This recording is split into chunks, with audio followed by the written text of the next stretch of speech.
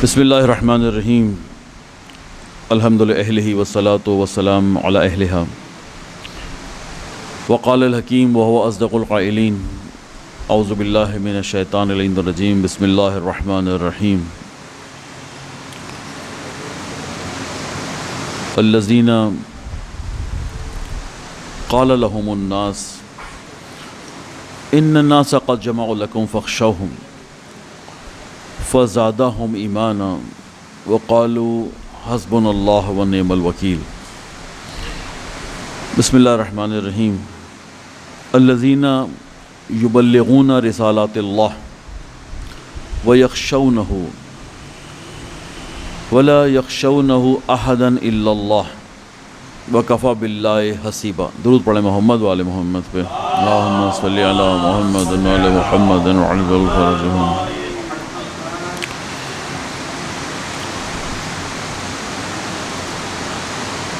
حالات حاضرہ ہمارا عنوان ہے، موجودہ زمانے کے تقاضے کہ کیا ہو رہا ہے، کیوں ہو رہا ہے، اگر ہو سکا تو شاید ہمیں کیا کرنا چاہیے۔ تین موضوعات بنتے ہیں: کیا ہو رہا ہے، کیوں ہو رہا ہے، اور ہماری ذمہ داری کیا ہے۔ گزر جائیں، صرف حالات کا نظارہ کرنا ہے، یا حالات سے آگاہی کے بعد کوئی ذمہ داری بھی بنتی ہے۔ یہ انشاءاللہ تین عناوین ہیں، مختصر بیان کریں گے قرآن کی جو آیات پڑھی ہیں ان کے ترجمے کے بعد۔ معروف آیات ہیں۔ پہلی کا جو شان نزول بنتا ہے، الذین قال لهم الناس ان الناس قد جمعوا لكم فاخشوهم فزادهم ایمان وقالوا حسبنا اللہ ونعم الوکیل۔ یہ پہلی آیت ہے کہ جب لوگوں نے لوگوں سے کہا، کچھ لوگوں نے آ کے لوگوں سے کہا کہ بھائی آپ کے لیے تو دوبارہ دشمن جمع ہو رہا ہے، قد جمعوا لکم، تم لوگوں کے لیے جمع ہو رہا ہے۔ ہدف تھا ڈرانا، فخشوہم۔ جب یہ خبر ملتی ہے کہ بھائی دشمن جمع ہو رہا ہے، الائنس بن رہے ہیں آپ کے زمانے کے اصطلاح میں، پھر دوبارہ یہ متحد ہو رہے ہیں، اتفاق اور اتحاد ہو گیا ہے نفاق میں، کفر میں، شرک میں، یہ سب دشمن جمع ہو رہا ہے۔ تو اللہ نے کہا کہ ہدف کیا تھا ان کا، یہ خبر دینے کا دشمن کا ہدف کیا تھا؟ فخشوہم، آپ کو ڈرانا چاہتے تھے۔ اللہ نے کہا فزادہم ایمان، ڈر نہیں، مومن کے دل میں ڈر نہیں آیا، اس کے ایمان میں اضافہ ہو گیا۔ عجیب ہے، ایسے مومن بھی رہے ہیں کہ جن کو یہ پتہ چلے کہ ان کے مقابلے کے لیے تعداد بڑھتی چلی جا رہی ہے، الائنس بن رہے ہیں، متحد ہو رہے ہیں، پہلے چند ملک تھے، پھر اور ملک بڑھ گئے اور بڑھ گئے اور بڑھ گئے، اب یہ سب مل کے جو ہے وہ آپ سے مقابلے کی تیاریاں کر رہے ہیں، اور ہدف بھی ان کا یہ ہے کہ آپ کو خبر ملے تاکہ آپ میں خوف پیدا ہو۔ اللہ نے کہا زادہم ایمان، الٹا ہو گیا، خوف میں تو آئے نہیں، ان کے ایمان میں اضافہ ہو گیا۔ اس کا مطلب ہے مومن کی ایک پہچان یہ ہے، اگر وہ انشاءاللہ صحیح راستے پر ہے، کہ جب بھی اس کو یہ خبر ملے کہ دشمن کی تعداد بڑھ رہی ہے، اضافہ ہو رہا ہے، تو اس کے ایمان میں اضافہ ہونا چاہیے۔ اگر یہ سچا مومن ہے، یہ خوف میں نہیں آتا، اس کے وہ جو چاہتے ہیں وہ ہدف لے نہیں پاتے، زادہم ایمان، اس کے ایمان میں اضافہ ہوتا ہے۔ قالو، کہتا ہے حسبنا اللہ ونعم الوکیل، کہ بھائی ہونے دو جتنی بڑی بڑی طاقتیں جمع ہو رہی ہیں، اصل میں تو ہمارے لیے اللہ کافی ہے۔ حسبنا اللہ، اللہ ہمارے لیے کافی ہے، ونعم الوکیل۔ اور جب ہم کہہ رہے ہیں اللہ کافی ہے، تو وہی تو بہترین وکیل ہے۔ وکیل کس کو کہتے ہیں؟ آپ جس کے ذمے سارا کام سونپ کے چلے جائیں گھر، وکیل کسے کہتے ہیں آپ؟ کہ بھائی ہم نے تو اب اپنا سارا کیس اس کے حوالے کر دیا ہے، وہ جانے دنیا جانے، دے دیا اس کو، وکیل۔ پہلی آیت ہو گئی۔ شان نزول کیا ہے؟ السلام علیکم۔ شان نزول یہ تھا، آپ احد میں بظاہر جنگ ہار گئے، احد کیا میدان ہے، آپ بظاہر جنگ ہار گئے، اور دوسری ہجری ہے، یعنی ہجرت کیے دوسرا سال ہوا ہے۔ تعداد تو ہے آپ کی، لوگ تو ہیں آپ کے ساتھ، لیکن جتنی بڑی تعداد وہ لے کر آئے تھے چاروں طرف سے جمع کر کے، انہوں نے بظاہر جنگ جیتی۔ بھائی کہ آپ کو پتہ ہے کہ جنگ ہماری غلطی کی وجہ سے ہاری گئی ہے، اگر ہم نے رسول اللہ کی بات مانی ہوتی صلی اللہ علیہ وآلہ وسلم، اللہم صلی علی محمد وعلی محمد وعجل فرجہ، اور مال غنیمت کے چکر میں نہ ہوتے، یہ جنگ ہم نے جیت لی تھی، لیکن بہرحال وہ مال غنیمت کا ایسا عجیب ایک بلا ہے جو نازل ہو گئی تھی مسلمانوں، یعنی نفوذ کر گئی تھی مسلمانوں کے درمیان، کہ بس جنگ ہوئی ہے تو مال غنیمت ہے، بہت کچھ ملے گا، چلو. اور دشمن اسی ظاہری کامیابی کے بعد واپس جا رہا تھا.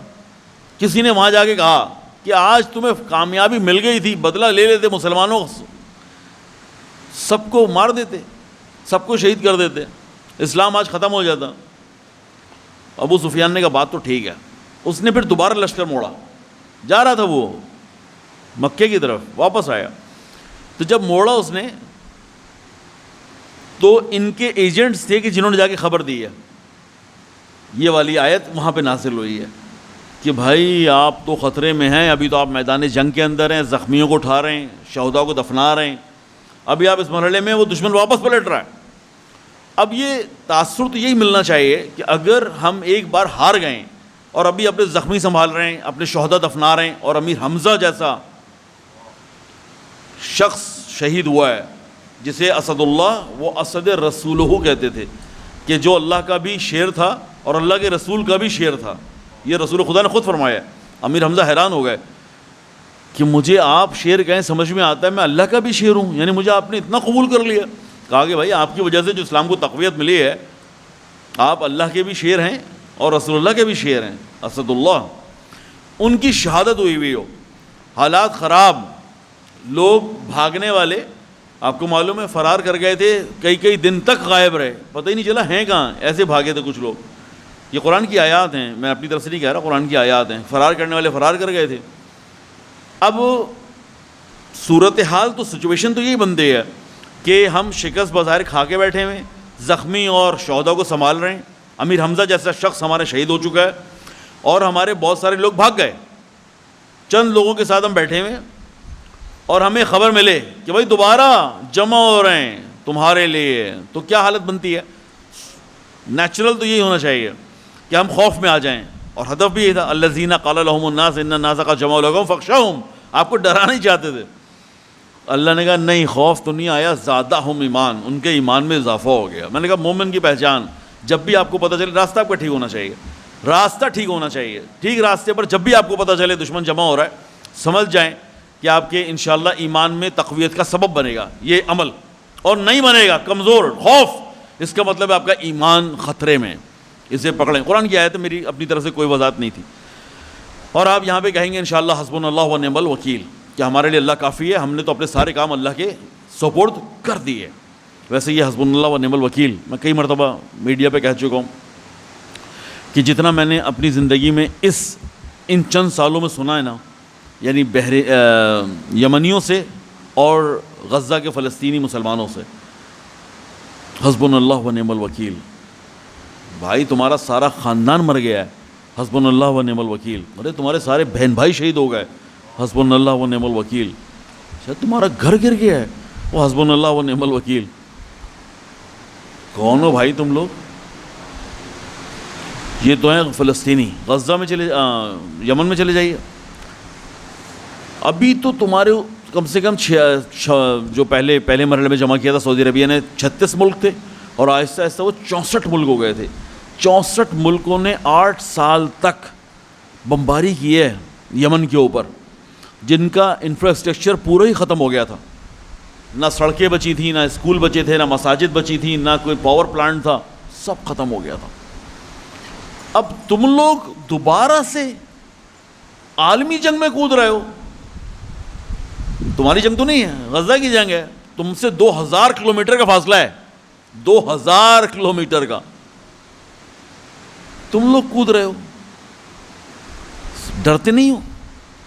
جملہ ہے باقاعدہ، کسی نے آگے کہا ہے لیڈرشپ کو کہ آپ لوگ ڈرتے نہیں ہیں. انہوں نے کہا کہ اگر فلسطینیوں کا ساتھ نہیں دیا تو اللہ سے ڈرتے ہیں. بہت بڑی بات ہے بھائی، یہ صرف سننے میں اچھا لگ رہا ہے.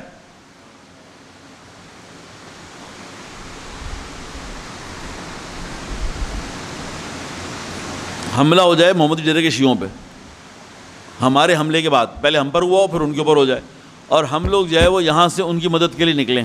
پہلے حملہ ہو چکا ہو ہم پر بھی, ہمارے بھی شہداء ہوں, اور پھر ہم کیا ان کی مدد کے لیے جا رہے ہیں. ہو سکتا ہے کچھ شیعہ کہیں کیوں نہیں جائیں گے, ہمیں بالکل جائیں گے. لیکن اگر میں کہوں کسی جگہ اہل سنت دنیا پر جو اچھے لوگ ہیں ان پر حملہ ہو گیا ہو کسی کا, اور اب آپ سے کہا جائے کہ یار تم دونوں علاقے تو متاثر ہوئے ہی تھے, جعفر طیار بھی موجود ڈیرہ بھی, لیکن یار وہاں کے لوگوں کو بچانا ہے, تو یہاں بڑا جو عقل مند ہوگا نا ہمارے یہاں, وہ ہمیں عقل سکھانے کی کوشش کرے گا. وہ کہے گا بھائی کیا کر رہے ہو, اپنی جنگ لڑو, دوسروں کی جنگ میں کیوں کود رہے ہو. اور آپ کہیں گے یہ دیکھیں نا عقل مندی تو یہی ہے.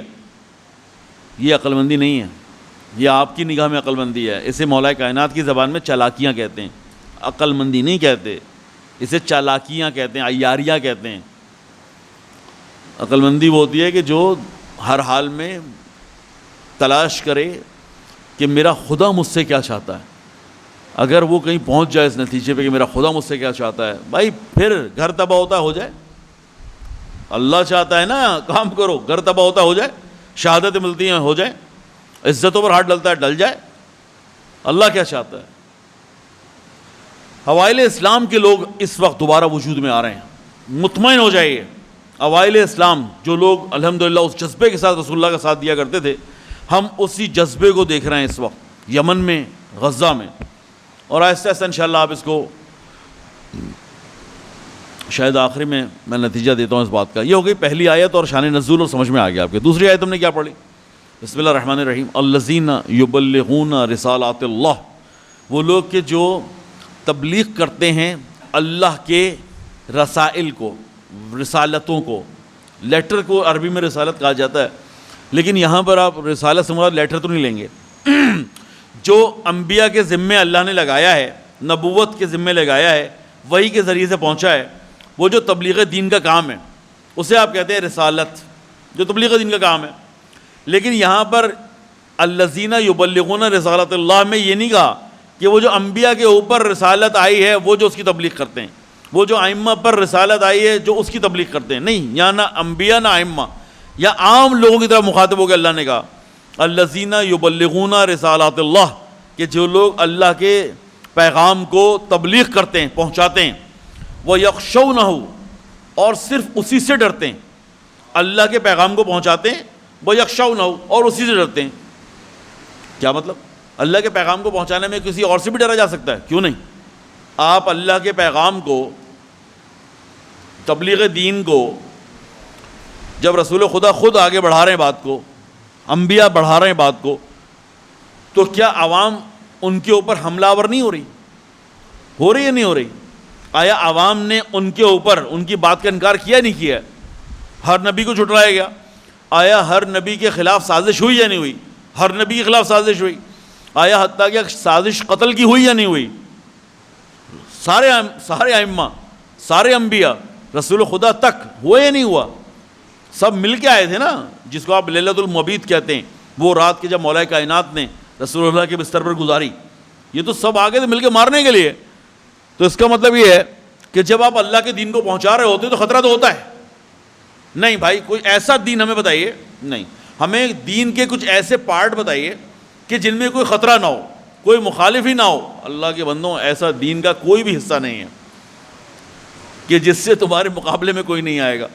یہ ہو ہی نہیں سکتا. اور اگر نہیں آ رہا تو مجھے لگتا یہ ہے کہ ہمارا بھی دین ہی کمزور ہے, ہم اپنے دین کو عمل نہیں کر رہے. وَإِلَّا بھائی, یہ آپ کا دین, اس کا کوئی بھی پارٹ لے لیجئے, کوئی بھی جز لے لیجئے, کوئی بھی حصہ لے لیجئے, اس کا کوئی بھی وحی کا ٹکڑا لے لیجئے, اگر آپ اس پر صحیح طرح سے عمل کریں گے تو آپ کے مقابلے میں انسانیت آئے گی. کھڑے ہو جائیں گے اٹھ کے. رسول اللہ کو تنگ کر رہے ہیں, ابراہیم کو تنگ کر رہے ہیں, نوح کو تنگ کر رہے ہیں, موسیٰ کو تنگ کر رہے ہیں, عیسیٰ کو تنگ کر رہے ہیں, پھر آگے سارے ائمہ کو تنگ کر رہے ہیں آپ کے سامنے. یہ سارے ائمہ اگر کچھ نہیں کر رہے تھے تو یہ سارے شہید کیوں ہوتے ہیں؟ ہمیں بھی سمجھائیے گا. کوئی زہر سے, کوئی تلوار سے. یہاں پر یہ جملہ ہے کہ جو اللہ کے پیغام کو پہنچاتے ہیں وَيَخْشَوْنَهُ, اور اللہ سے ہی ڈرتے ہیں. پہنچانے میں انسان سے نہیں ڈرتے, وہ گروپ سے نہیں ڈرتے. وہ کیا ری ایکشن آئے گا, منع کریں گے لوگ, میرا مذاق اڑائیں گے, لوگ کہیں گے کیا پاگل واگل لوگ کس طرح کی باتیں کر رہے ہو. یہ لوگوں کی باتوں سے نہیں ڈرتے. وَيَخْشَوْنَهُ, اللہ سے ڈرتے ہیں.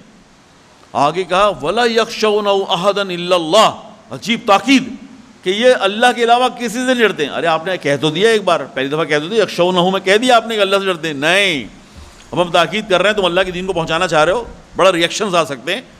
تو پھر جملہ وَلَا يَخْشَوْنَ أَحَدًا إِلَّا اللَّهِ, یہ نہیں ڈرتے کسی سے بھی سوائے اللہ کے. اور پھر کہتے ہیں وَكَفَى بِاللَّهِ حَسِيبًا, ان کے لیے تو اللہ ہی کافی ہے.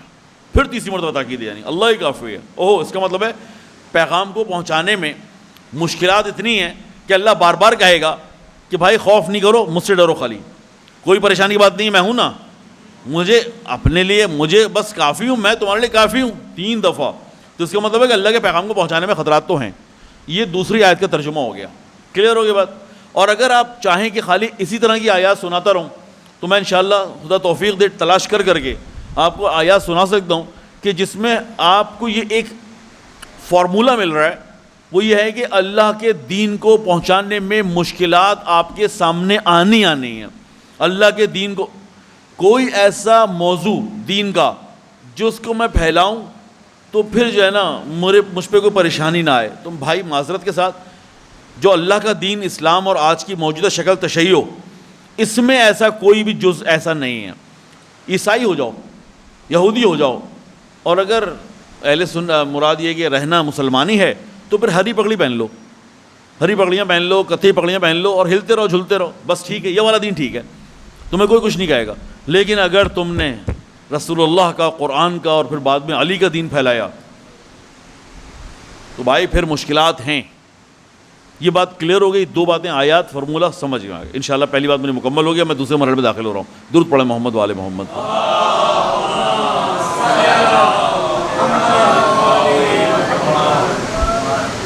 جن لوگوں نے اللہ کی باتوں کو سمجھ لیا, رسول اللہ کی باتوں کو سمجھ لیا, آیات کو سمجھ لیا, تبلیغات کو سمجھ لیا, سیرت اہل بیت سمجھ میں آ گئی, انہوں نے تسلسل کے ساتھ اس کام کو شروع کر دیا. 1300 سال سے ہو رہا ہے. آپ کو نہیں معلوم, میرے زمانے میں نہیں, میں نے پڑھا نہیں ہے, ممبر سے بیان نہیں ہوا, ہمیں کسی نے نہیں بتایا کہ یہ سلسلہ غیبت کبریٰ کے بعد سے شروع ہوا ہی ہے. کہ لوگ جو ہیں, کچھ لوگ ہیں کہ جو سمجھنے کے بعد اللہ کے دین کو رسول اللہ سے اور علی سے سمجھنے کے بعد, اہل بیت کی سیرت سے سمجھنے کے بعد 1300 سال سے تواتر کے ساتھ تسلسل کے ساتھ 1300 سال سے تسلسل کے ساتھ وہ اپنی ذمہ داریوں کو نبھا رہے ہیں. یہی والی بات, یبلغون رسالات اللہ, وہ اللہ کے پیغام کو پہنچا رہے ہیں اور مسلسل اپنے آپ کو خطرات میں ڈال رہے ہیں.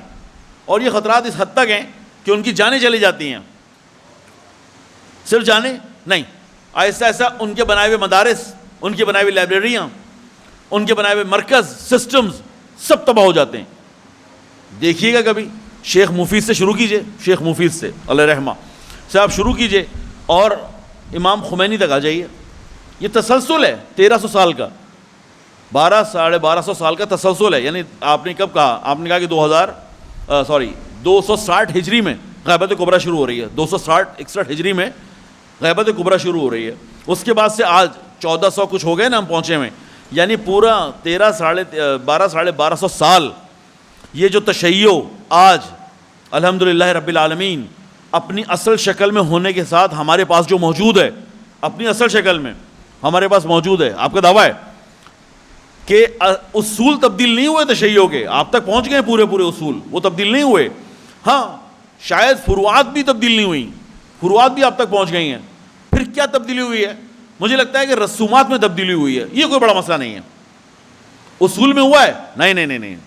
شیعت پوری کی پوری اللہ کو جیسا پہچانتی ہے, خدا کا شکر ہے, اس میں کوئی اختلاف شیعوں میں نہیں ہے.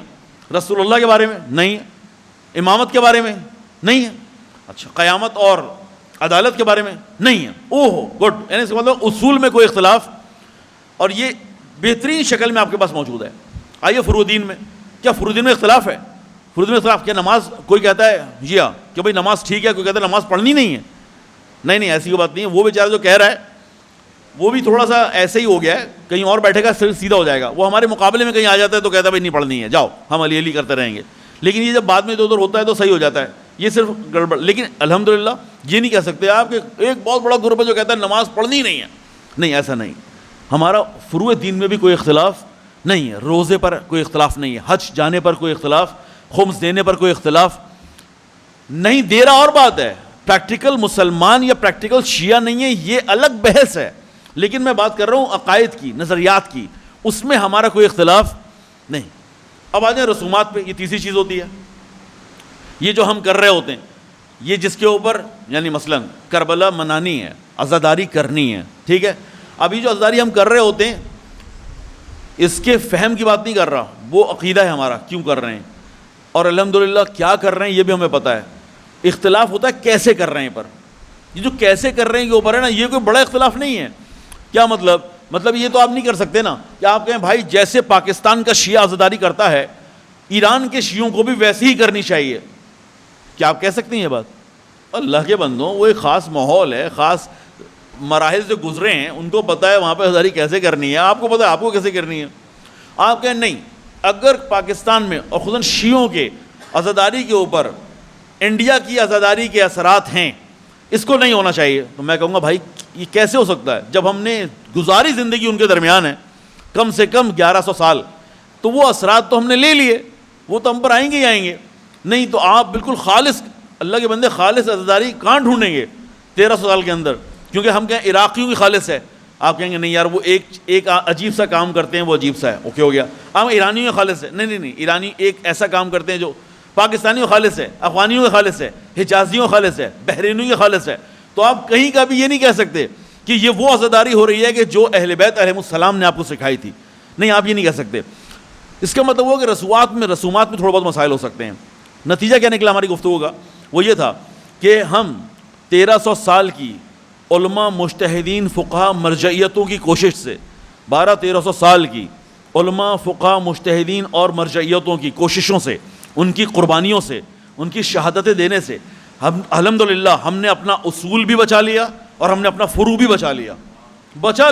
یہ جو ہلکے پھلکے سے ہمارے رسومات کے اختلافات ہیں، ان کی کوئی ویلیو نہیں ہے کہ اس کی بنیاد پر جھگڑا ہو جائے، اس کی کوئی ویلیو نہیں ہے۔ یہ ایک اہم بات ہو گئی۔ تیسرا موضوع چھوڑ دیں۔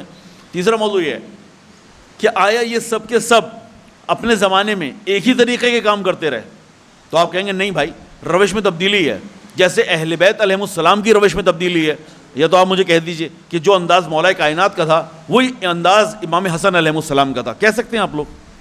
آپ کہیں گے نہیں بھائی، ان کا انداز الگ تھا اور ان کا انداز الگ تھا۔ تو کیا ان دونوں میں فرق ہے؟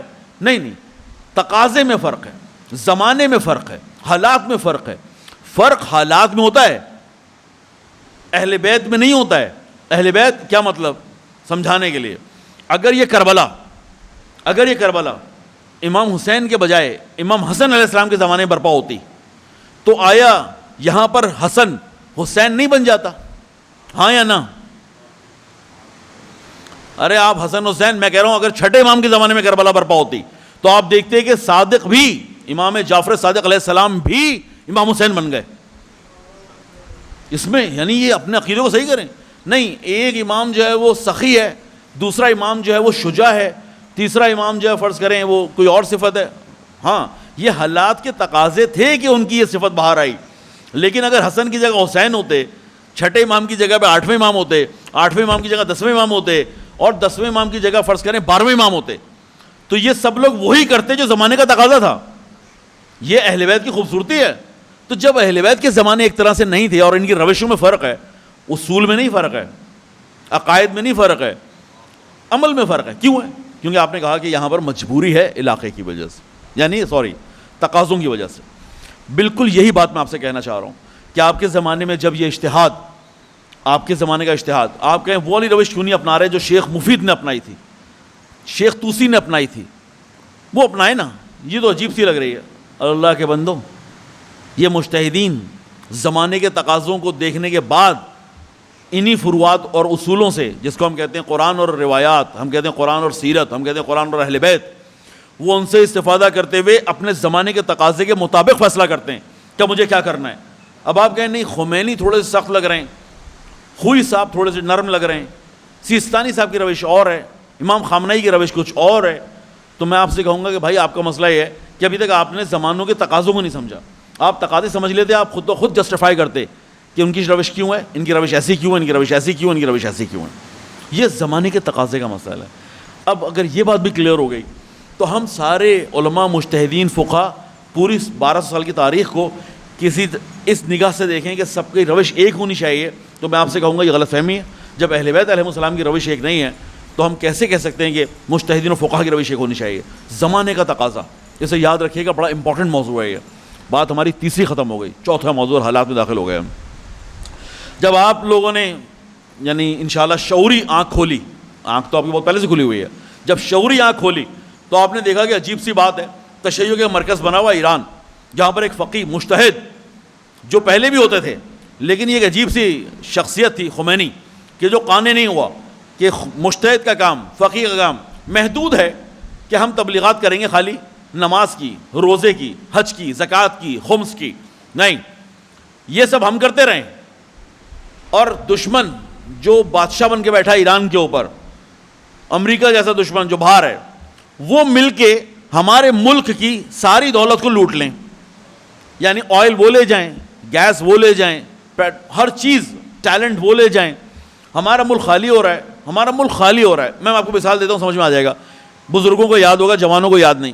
جب بر صغیر میں، آپ کے بر صغیر میں جو آج انڈیا، پاکستان، سری لنکا، بھوٹان اور بنگلہ دیش کی صورت میں تقسیم ہو گیا ہے، جب یہ بر صغیر ایک ہوا کرتا تھا، جب یہ بر صغیر ایک ہوا کرتا تھا اور انگریز آپ کے اوپر آیا بزنس کے نام پہ، تجارت کے نام پہ، ایسٹ انڈیا کمپنی، وہ داخل ہوا آپ کے ملک میں. آنے کے بعد اس نے ایک سروے کروایا. یہ الگ بات ہے کہ سروے پہلے کروایا تھا، نتیجہ اس نے بعد میں دیا. سروے کروایا تھا کہ ہم کس جگہ جا رہے ہیں، بر صغیر کیا ہے، یہاں کا لٹریسی ریٹ دیکھو، یہاں کے لوگوں کا بزنس چیک کرو، یہاں کے لوگوں کے پوٹینشیلس دیکھو، محنتی ہے یا نہیں ہے، کتنا رول ہے ان کے ہاں بادشاہت کا، کتنا کردار ہے ان کے ہاں بڑے بڑے وزیر جن کو آپ کہتے ہیں زمینداروں کا. یہ سارے ایک انالیسس کرایا. جب یہ انالیسس کروا لیا تو اس کا نتیجہ بڑا زبردست نکلا ہوا ہے، بہت اچھا ہے، اس کو کبھی اور پڑھیں گے بعد میں. لیکن ایک بات جو وہاں سب کو کلیئر ہو گئی کہ بھائی ایسی جگہ پہ جا رہے ہو کہ جس کو سونے کی چڑیا سے کم نام نہیں دے سکتے. یہ آپ نے سنی ہے بات؟ نہیں سنی ہے. بر صغیر کو سونے کی چڑیا کہہ رہے ہیں، بر صغیر کو سونے کی چڑیا کہہ رہے ہیں. ایک یہ نتیجہ بڑا زبردست تھا. اور ایک وہ لارڈ میکالے نے کہا، لارڈ تو بھاڑ میں جائے، میکالے نے کیا کہا؟ میکالے نے کہا کہ بھائی ایک ایسی جگہ پہ جا رہے ہو جہاں کا لٹریسی ریٹ 100% ہے. بر صغیر کا لٹریسی ریٹ 100% ہے. میں نہیں کہہ رہا، لارڈ میکالے نے لکھا ہوا ہے، ڈاکومنٹڈ ہے. کیسی جگہ پہ جا رہے ہو تم لوگ؟ انگریزوں سے کہہ رہا تھا وہ کہ آج تک شاید اتنی قیمتی زمینوں پہ نہیں گئے ہم لوگ. ہم نے ایران میں بھی جنگیں کی ہیں، عراق میں بھی جنگیں کی ہیں، مصر میں بھی کی ہیں، اردن میں بھی کی ہیں، تونس میں بھی کی ہیں، افریقہ کو لوٹا ہے، لیکن یہ جگہ عجیب سی ہے. تو کہا بھائی سب سے پہلے کیا کرنا چاہیے؟ اس نے کہا سب سے پہلا کام یہ ہے کہ یہاں کے لوگوں کا احساس دلا دو تم جاہل ہو. یہ کیسے ہو سکتا ہے جب وہ 100% لٹریسی ریٹ کے اوپر ہیں، 100% لٹریسی ریٹ پر ہیں، علاقے کے لوگوں کو کیسے احساس دلائے کہ تم جاہل ہو؟ کہا بہت آسان ہے، ان سے کہو جس کو انگلش آتی ہے پڑھا لکھا ہے، جس کو انگلش نہیں آتی وہ جاہل ہے. واہ کیا بات ہے، اصول بنا دیا. آج ایسا ہے یا نہیں ہے؟ جی آج ایسا ہی ہے. لارڈ میکالے نے کیا یہ کام آپ کے ساتھ. نتیجہ کہ میں کیا لے رہا ہوں؟ نتیجہ میں مثال دے رہا تھا آپ کو. مثال کیا دے رہا تھا؟ وہی دے رہا تھا کہ جب داخل ہوتے ہیں، لوٹتے ہیں پورا ملک، پوری زمین لوٹتے ہیں. اب مجتہد سے آپ کہیں کہ آپ صرف نماز کی بات کریں، آپ صرف اجتہاد جو آپ کر رہے ہیں نا یہ خالی فروع دین میں کریں. آپ ہمارے جو ہے نا وہ بتائیں ہمیں خمس کیسے دینا ہے، ہمیں روزہ کیسے رکھنا ہے، ہمیں حج کیسے کرنا ہے. مجتہد کہے گا واہ کیا بات ہے، کیا بات ہے، کیا کہہ رہے ہو بھائی. ایک طرف کہتے ہو مجتہد جو ہے یہ نائب امام ہے، ایک طرف کہتے ہو کہ یہ فقیہ مرجعیت، یہ ہمارا لیڈر ہے، تشیع کا لیڈ یہ کرتے ہیں، یہ پاورز تشیع کو لیڈ کرتے ہیں. اور جو تشیع کو لیڈ کریں اگر ان کی روش اہل بیت والی روش نہ ہو تو تم خود قبول نہیں کرو گے کہ بھائی ہمیں تو دیکھیں نا. بڑی واضح سی بات ہے، آپ ایک فٹ بال کا اگر کوئی کوچ ہے اور وہ چھٹی پہ چلا جائے، وہ کوچ غیبت میں، وہ کوچ کہیں پڑتا ہے غیبت میں چلے جائیں. اس کو رکھی دو کیونکہ میں بار بار گراؤں گا اس کو. درود پڑھیں محمد والے محمد، اللہم صلی علی محمد والے محمد عجل فرجہم. اگر وہ کوچ فٹ بال کے کچھ عرصے کی چھٹی پہ چلے جائیں اور آپ سے کہا جائے ہاں بھائی اب اس فٹ بال کی ٹیم کا کوچ بنائیں، آپ کہیں گے یہ کیا مسئلہ ہے بھائی، وہ جو باہر صاحب دکان پہ بیٹھے ہوئے نا، وہ جو باہر دکان پہ بیٹھے ہوئے ان کو کوچ بنا دیں، وہ کیا ہو گیا؟ قبول کریں گے اس بات کو؟ کیوں نہیں قبول کر رہے بھائی؟ آپ کہیں گے بھائی کم سے کم کوچ کو فٹ بال تو آتی ہو، یہ کم سے کم مطالبہ ہے. اور دوسرا یہ کہ جتنا زیادہ وہ ہمارے کوچ کے قریب ہو، ان کے جیسا ہو، اس کو ہم بنائیں گے نا کوچ, نہ کہ ہر ایک کو ہم کہیں آؤ فٹ بال کا کوچ بن جاؤ. جب ہم ایک فٹ بال کی ٹیم, ایک اسکول کا پرنسپل چلا جائے تو آپ بندہ تلاش کرتے ہیں یار جس میں صلاحیتیں پرنسپل والی ہوں, یار اس کو لے کر آؤ بھائی. یہ ایڈمنسٹریٹر کیسے بنے گا؟ تو یہ اپنا دین آپ کیسے اتنی آسانی سے قائل ہو جاتے ہیں, کوئی بھی آئے شیعوں کا لیڈر بن جائے. اچھا گفتگو کرنے والا ہے آ جاؤ, اچھا ممبر سنبھال لیتے ہو آ جاؤ, آواز تمہاری اچھی ہے آ جاؤ, مجمع جمع کر لیتے ہو آ جاؤ. ارے اللہ کے بندو, کم سے کم اس میں کوئی صلاحیت تلاش کرو جو اہل بیت علیہ السلام سے قربت ہو اس کی. اس کو آپ نائب امام کہتے ہو, اس کو آپ فقیہ و مجتہد کہتے ہو, لیکن اس میں بھی خاص لوگ کہ جو واقعی آپ کو اس زمانے کے تقاضوں کے مطابق اہل بیت علیہ السلام کی روشوں کو دیکھتے ہوئے دشمنوں سے ٹکرانے سے لے کر اور آپ کی گروتھ, ان سب پر کام کرنے کی صلاحیت رکھتا ہو. جب وہ بندہ آتا ہے نا, پھر وہ جو فیصلے کرتا ہے نا, اس میں پھر وہ آپ کے مطابق اور آپ کے دماغ کے مطابق فیصلے نہیں کرتا کہ بھائی آپ آ تو گئے میری بات بھی سن لیں. یہ کیسے ہو سکتا ہے؟ آپ آ تو گئے, آپ کچھ کہنا چاہ رہے ہیں گفتگو کے بعد بہتر نہیں, آپ کے لیے فائدہ ہوگا. میں بھول جاؤں گا مطالبہ, اور کوئی بات نہیں ہے. اب آپ یہاں پر کیا کہہ رہے ہیں؟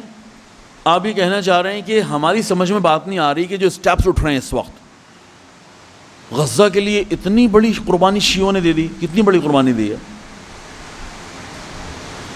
مبالغہ نہیں ہوگا اگر میں آپ سے کہوں کہ کئی جہاد سے ہم نے اپنے تشیع کی دوسرے تیسرے نمبر کی قیادت یعنی حسن نصر اللہ جیسا انسان پیش کیا.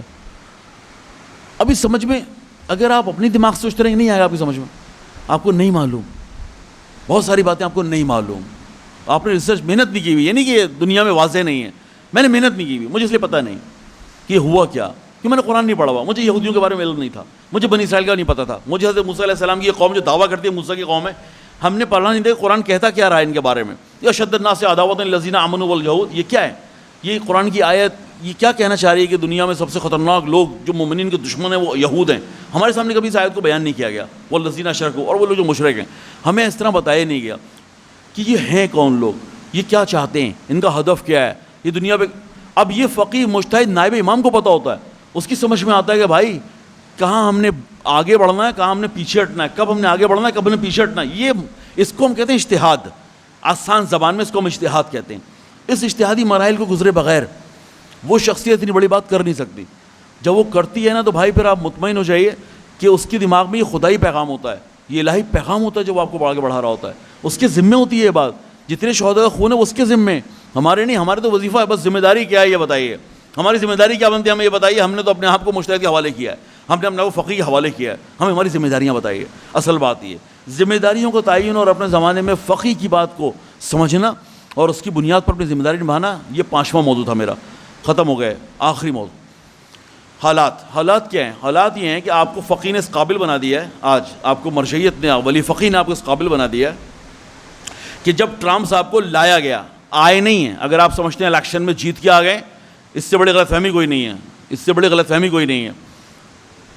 مونیپولیٹ یعنی اس طرح زبردست کام ہوتا ہے اس الیکشنز کے اندر کہ یعنی ایسا انسان لے کر آؤ کہ جس کا آؤٹ لک ایسا ہو کہ وہ آئے اور آ کے سب لوگ اسے ڈرنے لگیں, اور وہ ایسا دیوانہ ہو کہ اپنے امریکہ میں بھی ایسی حرکتیں کر چکا ہو. پہلے مثلا ہارا تھا الیکشن تو اپنی حامیوں سے کہا کہ وائٹ ہاؤس پہ قبضہ کر لو, وائٹ ہاؤس پہ قبضہ کر لیا ان کے حامیوں نے, گولیاں چلیں باقاعدہ.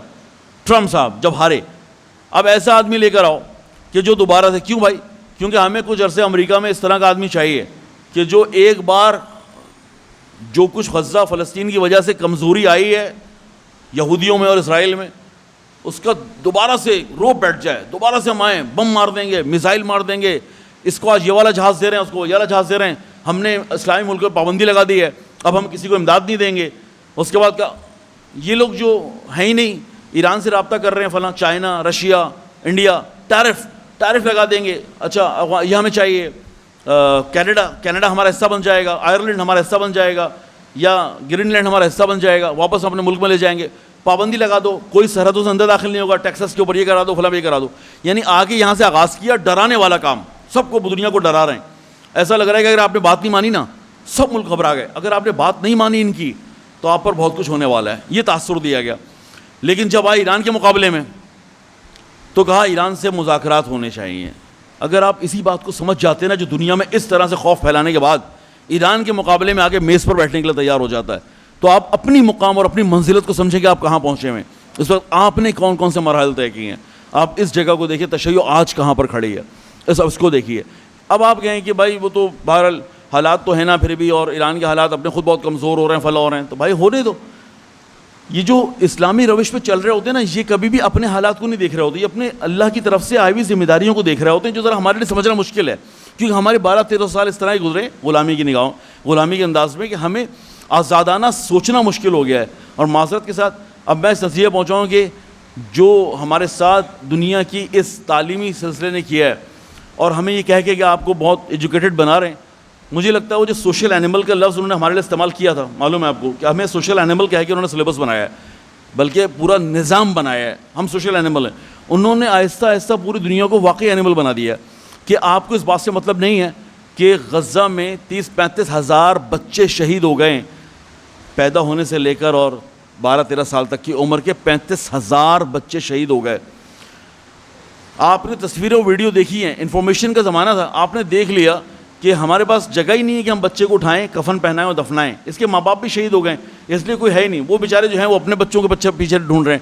تو یہ بچہ کیا ہوا, کہا اس بچے کو جو ہے وہ ہم نہیں بچا پائے, اور کتے نے اس کا گوشت کھانا شروع کر دیا. اور یہ ویڈیو تصویریں سب آئیں, منظر پہ لوگوں نے دیکھا. اب آپ ذرا اس انسانیت کو پوچھیں, اس انسانیت سے جس کا یہ نعرہ لگاتے ہیں, جس کا یہ آج چرچا کرتے ہیں, جس کے حقوق کی یہ بات کرتے ہیں, آپ ان سے پوچھیں کہاں ہے تمہاری انسانیت, کہاں ہے تمہارے حقوق, کیا ہوا دنیا کے اندر, تمہیں پتہ نہیں چلا, تمہیں نظر نہیں آیا, یا یہ انسان نہیں تھے, یا یہ انسان نہیں تھے کہ جن کے ساتھ سب کچھ ہوا. ہاں اب وہ کہیں گے بھائی یہودی جیسے انسان نہیں تھے, یہودی ایک الگ قوم ہے, یہودی اللہ کی مخاطب قوم ہے, یہودی اللہ کی لاڈلی قوم ہے. آپ کی کتاب میں بھی آیا ہوا ہے, اللہ نے من و سلوہ دیا, اللہ نے قرآن ان کو سایہ دیا, اللہ نے فلاں دیا, اللہ نے فلاں دیا. یعنی یہ باتیں ہم یہاں اپنے ماحول میں سننے کو مل جاتی ہیں. بہرحال ابھی جو کچھ ہو رہا ہے اس میں آپ کا اطمینان کے ساتھ آپ بہت اوپر ہیں. جو کچھ اس وقت ہو رہا ہے, کوئی ویلیو تھی تشیع کی 40-45 سال پہلے؟ کوئی آپ سے پوچھتا تھا؟ آپ کو اپنے مجتہد کا نام یاد تھا؟ برصغیر صغیر کے اندر آپ اس زمانے پوچھ لیتے, اکثریت کو پتہ نہیں تھا تقلید بھی کرنی ہوتی ہے. اکثریت کو 45 سال پہلے یہ بھی نہیں پتا تھا تقلید کرنی ہوتی ہے. پوچھنے جا کے اپنے والدین سے, انہیں پتہ ہی نہیں تھا کہ تقلید بھی کرنی ہوتی. چند لوگ تھے جو علماء سے رابطے میں تھے, نقوی صاحب کو سنا کرتے تھے یا کسی اور شخصیت کو سنا کرتے تھے, ان کو تو پھر بھی پتہ تھا تقلید کیا ہوتی ہے, توضیح المسائل کیا ہوتی ہے. لیکن عمومی اس پورے پاکستان کے اندر یہ موضوعات بالکل فاقد تھے. تو اگر یہ موضوع جو تقلید جیسا موضوع ہے, توضیح المسائل جیسا موضوع ہمیں کلیئر نہیں تھا, تو یہ ولی فقی کہاں کلیئر ہوگا؟ یہ موضوعات تو بہت بعد میں کلیئر ہونے چاہیے, نہیں ہوں گے, کیونکہ آپ کو پتہ ہی نہیں تھا کہ اچھا جامع شرائط فقی اگر کہیں حکومت بنانے میں کامیاب ہو جائے تو وہ پھر ولی فقی ہوتا ہے, وہ تمام مجتہدین و مراجع سے اوپر آ جاتا ہے, چاہے عمر میں کم ہو, چاہے علم میں بھی کم ہو. لیکن عالمیت, سیاست کو لائیں, شجاعت کو لیں, جرأت کو لیں, محبوبیت کو لیں, تو پھر عالمیت کچھ اور ہو جاتی ہے. ہمیں یہ باتیں بھی نہیں پتہ تھی, ہم اس کے اس اعتبار سے اس انداز میں. بہرحال آج الحمدللہ رب العالمین جس جگہ آپ کو تشیع آج آپ پہنچ گئے, جہاں پر میں آخری بات کر کے ختم کرتا ہوں, حالات سے مت گھبرائیں, حالات آپ کے حق میں جا رہے ہیں. کیوں؟ کیونکہ جب حسن نصراللہ کا آخری انٹرویو لے رہے تھے نا, وہ انٹرویو اتفاق سے آخری ہو گیا, پتہ نہیں تھا کسی کو آخری انٹرویو ہو جائے گا. تو اس میں پوچھنے والے نے کہا تھا کہ یہ جو ہم سنتے رہتے ہیں کہ اللہ مدد کرے گا, تم 1 قدم بڑھاؤ اللہ 10 قدم بڑھائے گا, کیوں نہیں تم اللہ کی راہ میں قدم بڑھاتے؟ اللہ تیار بیٹھا ہے, اللہ تمہاری مدد کرے. تو وہ یہ پوچھ رہا تھا پوچھنے والا کہ یہ اتنا شہادتیں ہو گئیں, اتنے بڑے بڑے لوگ دنیا سے جا رہے ہیں, آپ ابھی بھی کہتے ہیں کہ اللہ کی نصرت, اللہ کی مدد کب آنے والی ہے؟ یہ سوال تھا اس کا.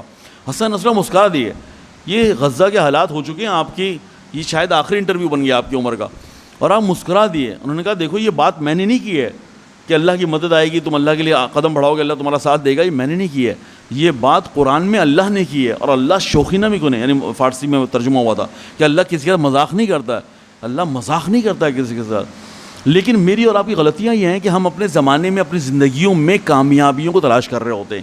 نہیں, یہ کامیابی جب اللہ نے کی ہے دیر اور سویر آنی ہے.